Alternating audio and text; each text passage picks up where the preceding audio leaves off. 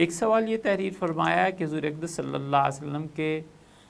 سر مبارک پہ بادل کا ٹکڑا سایہ کیے رہتا تھا جو آپ کو دھوپ سے محفوظ رکھتا تھا، اگر ایسا ہے تو کفار مکہ کا اس پر کیا رد عمل؟ بالکل آپ نے صحیح اور بہت اچھا سوال کیا، یہ تو ان سے پوچھیں جو اس کو کہتے ہیں، ہم تو کہتے ہی نہیں، ہم تو کہتے ہیں ایسی کوئی بات تھی ہی نہیں، ممکن ہی نہیں ہے۔ حضور اقدس صلی اللہ علیہ وسلم کے سر مبارک پہ ہمیشہ بادل اگر رہتا، 40 سال کے بعد نبوت کی عمر ہے 23 سال، تو 23 برس اگر بادل رسول اللہ صلی اللہ علیہ وسلم کے سر مبارک پہ سایہ کیے رہتے تھے تو یہ اتنی بڑی چیز تھی کہ صحابہ کرام رضی اللہ عنہ کہیں تو اس کا ذکر کرتے، اور ذکر کرتے تو یہ بڑے بڑے جو محدثین ہیں اس کو اپنی کتابوں میں نقل نہ کرتے، امام بخاری رحمۃ اللہ صحیح میں نہ لاتے، مسلم اور ترمذی اور حتیٰ کہ سیرت کی جو بڑی کتابیں ہیں، کوئی ایسی چیز نہیں،